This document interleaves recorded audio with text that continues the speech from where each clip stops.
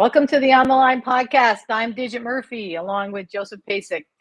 Again, I'm a longtime women's advocate and women's hockey person. My recent stint as the president of both the Toronto Six and the Metropolitan Riveters, not at the same time, in the PHF, and the head coach of the Chinese program in the CWHL in Hockey China.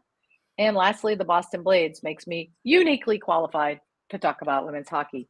I am joined by my good friend and co-host. All right, stop it right Joseph here. Joe Stop it right Pasek, here. the founder, man. No. That's not important. Stop it right here. I'm going to cut this promo and get it right for once and for all. The female version of Don Cherry. Add that into the promo. Because look, I wanted to have my thing because I gotta say this. Okay, I gave you 3 games. We did the pregame show for yesterday. I gave it to you because I felt bad. I felt bad for you because when you lose a bet, you're not supposed to take money from a lady. All right? The producer wants to You're take out of your mind. What I'm telling you. All right? So from you now lost. Lost. No, I never lose. I always win. We win, baby. We're Nike. Just do it and just win. So look, I'm telling you, from now on, if you don't include that in the promo, that you're the female version of Don Cherry, I will not do the show. All right. Well, I'm scared now. Okay. Well, Kevin said my producer said he could do the show with me, so you're out. Anyways, if I could continue with you as the head and founder of the Fired Up and Femme Networks in Canada. Come on, Joe. We got to get that in. And, you've been hosting for decades. I don't have to say anything. People know who the president is. I do want to say one last thing because we talk about my 37 seconds intro of our topic. And, we're going to talk about the PWHL, but people have to understand what 37 seconds mean. 37 seconds is in honor of Title IX that only has 37 words. And it's a law that's been impactful in women's sports since 1972 that we need to continue to talk about because, Joe, I got to tell you, I'm still butthurt because the PWHL stands on women's shoulders like me and all the other women that came before them, and I am taking nothing away from them. But let's continue to acknowledge the past to catapult the women into the future. And I'm going to shut up now. I'm not butthurt anymore. I'm over it. Since you're already talking about 37 seconds because Title IX has 37 words, okay? Look it up. Look it up. That's right. Maybe you want to go a little bit in depth what Title IX means because people hear it. You do your Instagram, and by the way, no shout out to Joe. You do your Instagram videos at Digit Murphy. Should be shout outs to Joe. You'll see you'll skyrocket. But people always say, what does Title IX mean? Maybe you want, this is like our 3rd or 4th show. Tell everybody, give a brief synopsis what Title IX means. Title IX is an educational statute down in the United States that basically says boys and girls deserve the same access to education.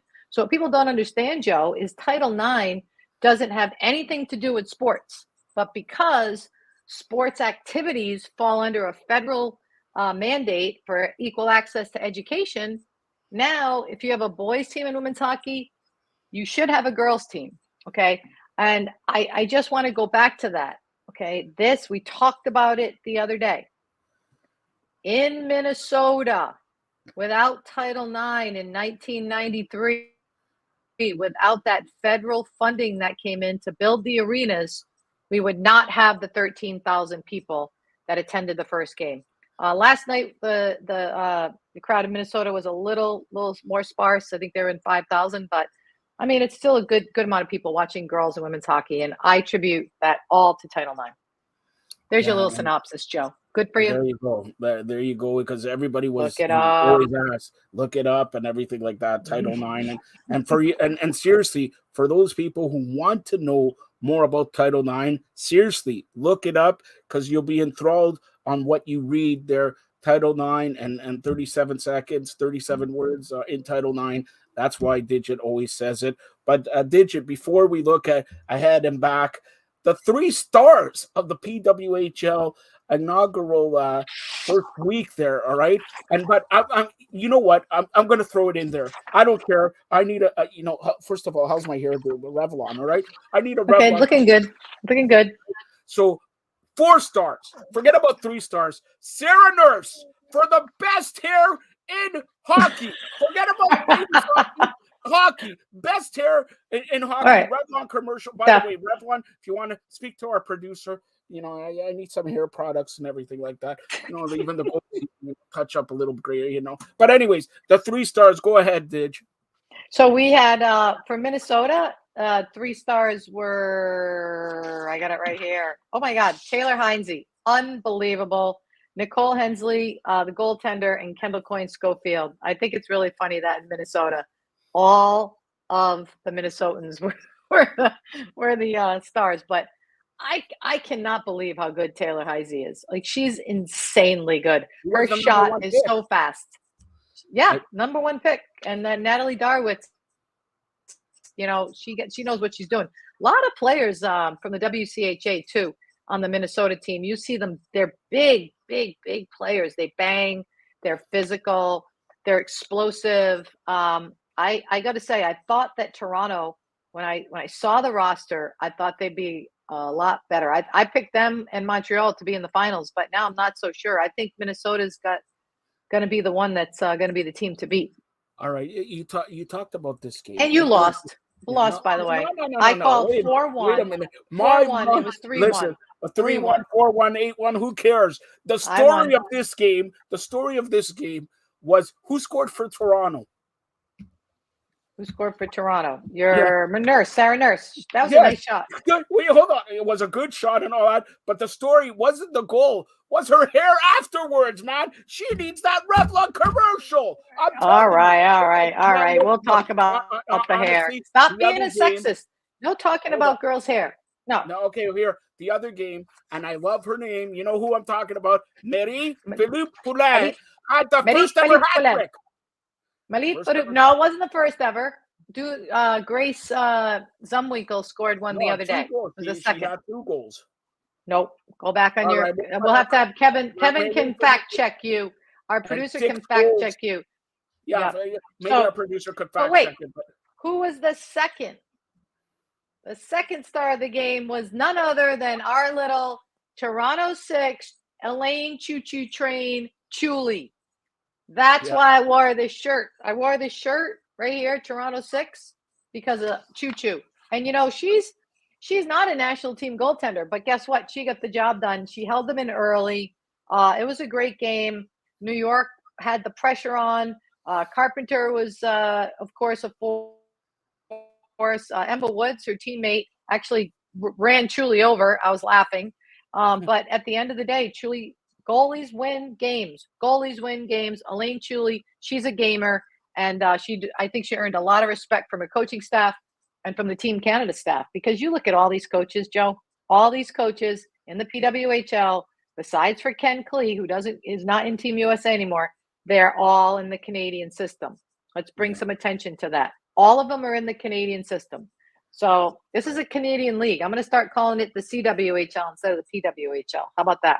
And no, that honestly, that's very correct. And by the way, we talked about earlier on this week, they had to reschedule a game. That the rescheduled game between Ottawa and Boston will be rescheduled for Monday, February 19th at 4:30 p.m. in Lowell, Massachusetts. So that's the rescheduled game. They were supposed to play on Monday, but due to inclement weather, Ottawa and Boston will play on Monday, February the 19th.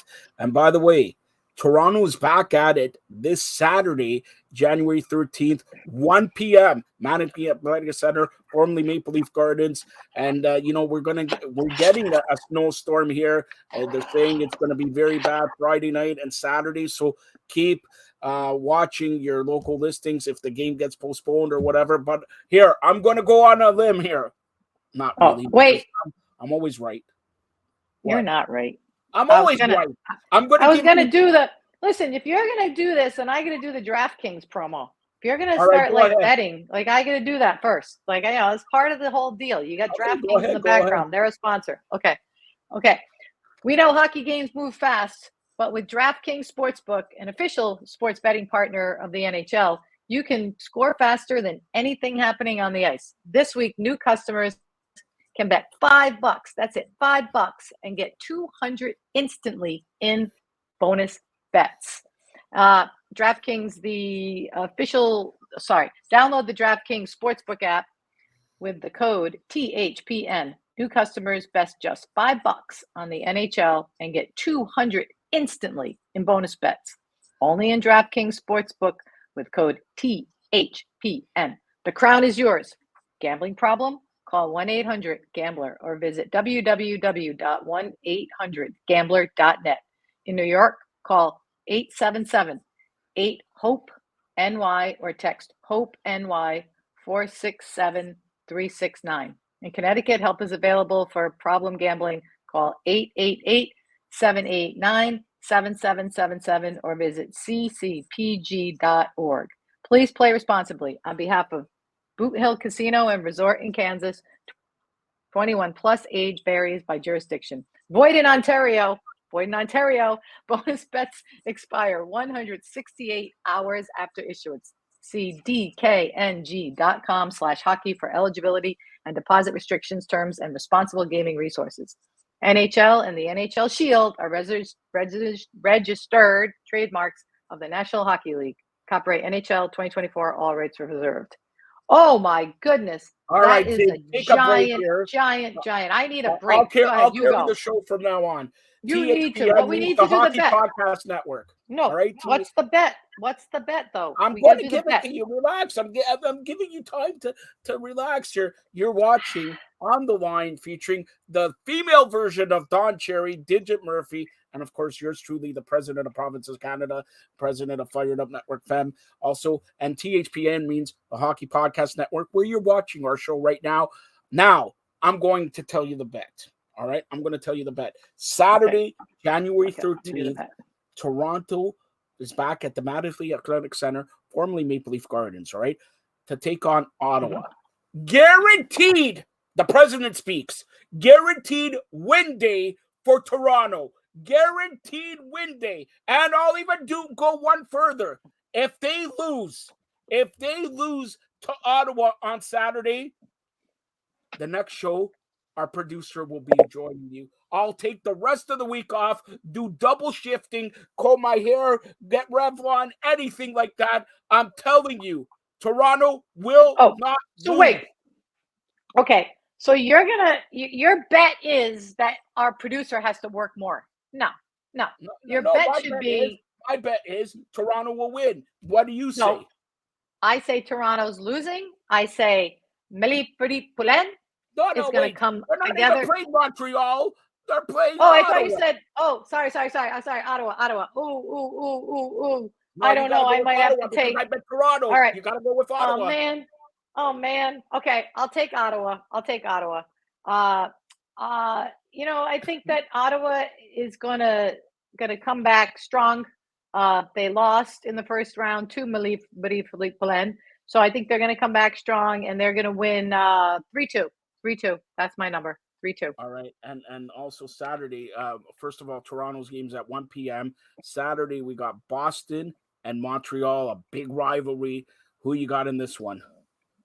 I'm going to go with Boston. I got to go with Boston because of Shai D'Arcangelo, one of my former T6 players. I'm going to go with her. Niter.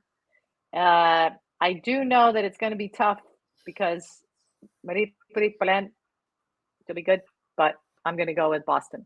You cannot go against the best player in ladies hockey, Marie-Philippe Poulin. All right. I can, and I just did. No, well, you're going to be 0-2. You're going to be 0-2. And it doesn't matter the score. All right, you're going to be 0-2. Oh, now it doesn't matter because I'm right. Because now a part of DraftKings, we're going to go with this score. It's Sunday, 4 p.m. Eastern, 3 p.m. Central Time. New York, Minnesota. Who do you? What's the Minnesota score? all day long. New York all day.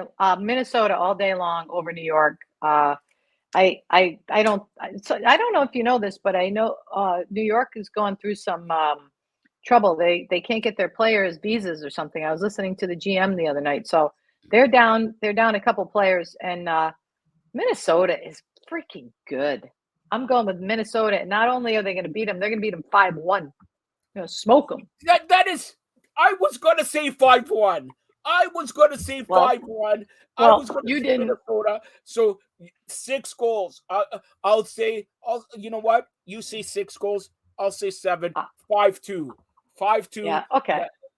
That's over under I mean, on DraftKings here. And I know you want to speak about a baseball executive for the Los Angeles Dodgers. By the way, the Dodgers are spending trillions and trillions of dollars. All right? Trillions of dollars. They signed former Blue Jay Teoscar Hernandez also. Go ahead.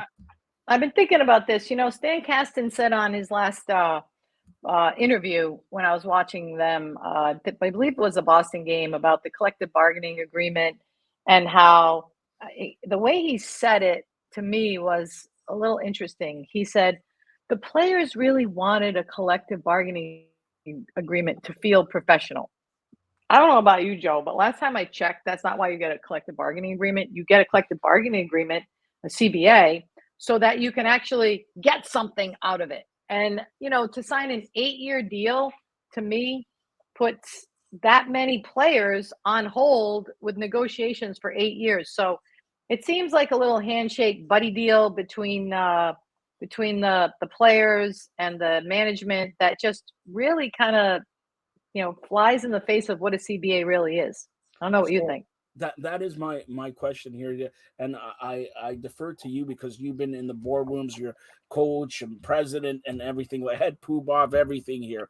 So have you ever, and I'm going to say this, have you ever bargained a collective bargaining agreement? Well, we didn't have a CBA with the PHF, but we had a players association that we dealt with all the time, and we negotiated the contract with them. It wasn't officially called the CBA, but it was, we were working with the players, which is a much different idea about a contract than when you're negotiating high level salaries, agreements like for working conditions. Like, we weren't there yet. So I feel like everything that we did was in conjunction with the players to give them more. And when you look at, those top 36 players, 6 players on each team, making the majority of the salaries, I mean, it is what it is, but that's literally what the collective bargaining agreement was. So, okay, so now I'm going to ask you this, and here's my thoughts on the CBA. All right, and don't get me wrong, you need in a professional team where you have 30 teams, okay, and 700 players and everything like that, you need a CBA. Yep. Now you have 6 teams here, okay. You ever think, and I'm Digit, I'm not trying to be braggadocious because I'm not. Okay, you ever think? Yeah, you are. No, I'm not.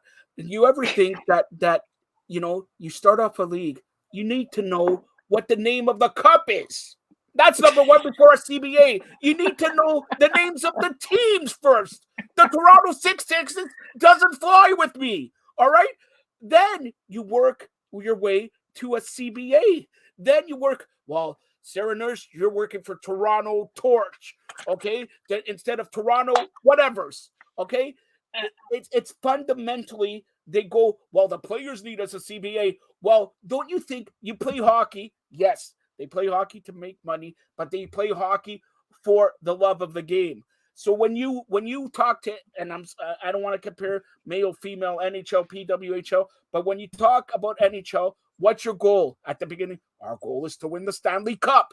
The Stanley Cup. The Stanley Cup. Now, okay, hold on. The PHF, what was the cup's name? The Isabel Cup, which, by the way, we named.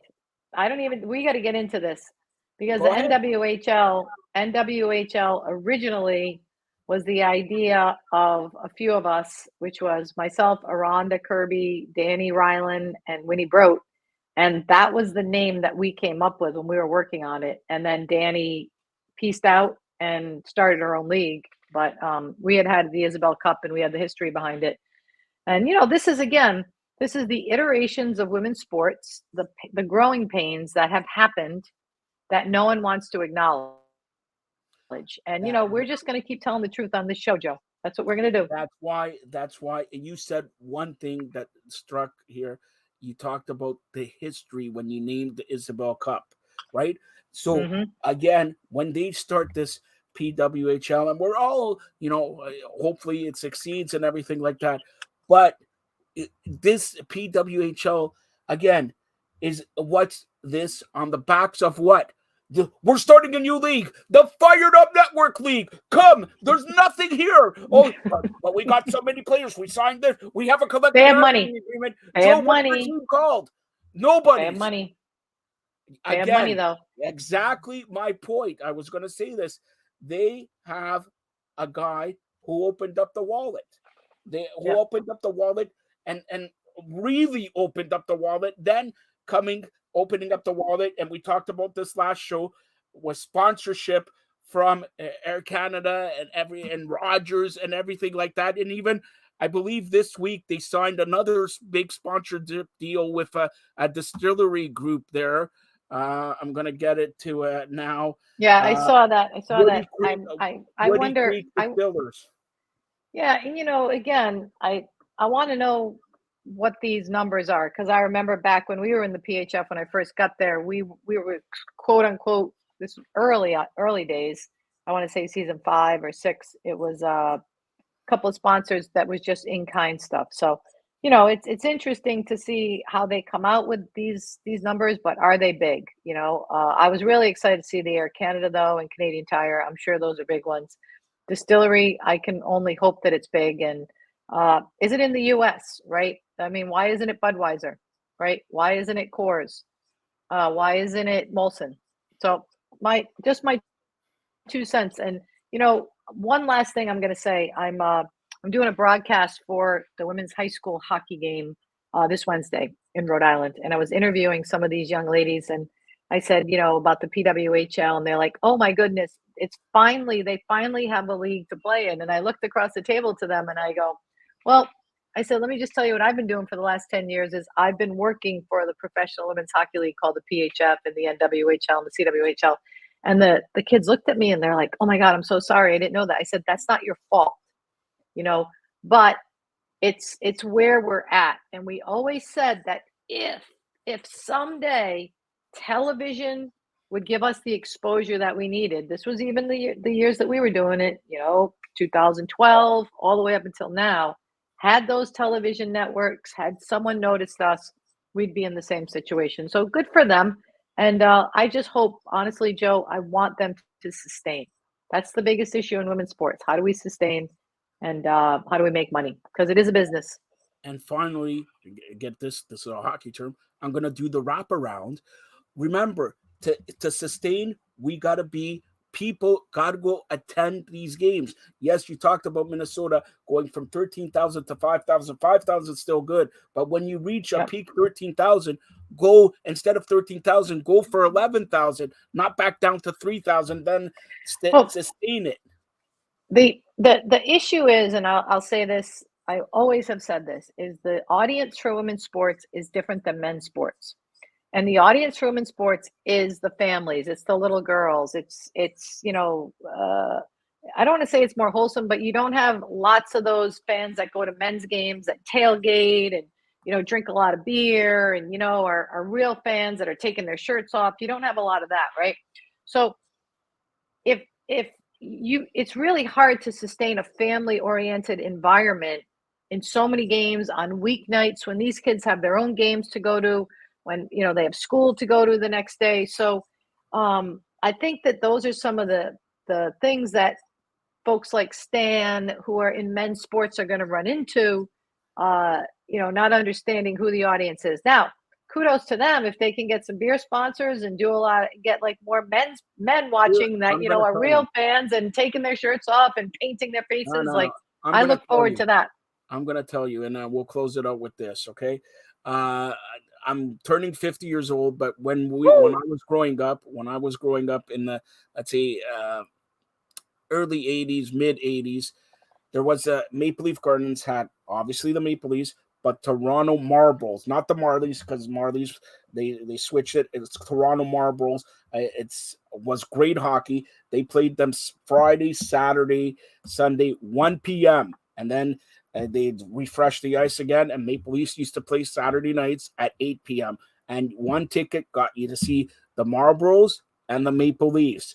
And I said this all the time. I said it to you how many times already. They're trying to incorporate the NHL with this PWHL.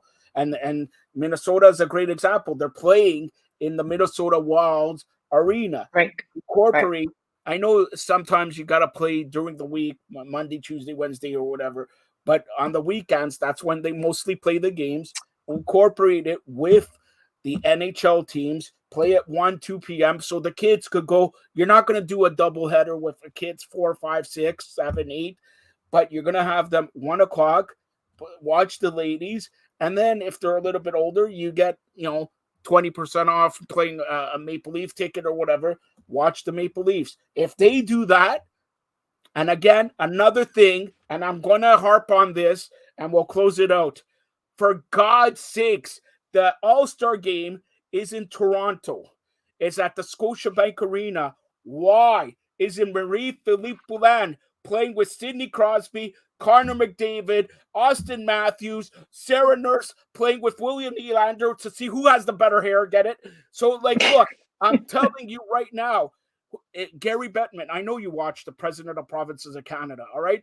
Use the ladies, use them to get the PWHL over the top with Marie-Philippe. Why are the men scared that Schofield, Kendall Coyne Schofield, outskated, was the fastest skater 2 years ago in the All-Star game or 3 years ago in the All-Star game? Are they scared that ladies can do just as good as the guys? Come on, man. I don't know. Do something with the NHL All-Star game instead of playing pucks off the CN Tower. All right. You're ranting enough. I'm fired up. Rant was for yesterday. Okay, you're fired up. All right, well, you said we were closing it out about 5-7 minutes ago, so now we're really going to close it out. Last word here is by Digit Murphy, is that, guys, if you can do anything to get out, buy a ticket, support women playing anything, playing hockey in college, playing high school hockey. Please get out there, buy a ticket. We need your support. PWHL, NWHL junior leagues, PWHL junior leagues. Get out there, support your women, give them a chance to play. And that's it. This is Digit Murphy for Joseph Pasek on the Line podcast. We're out.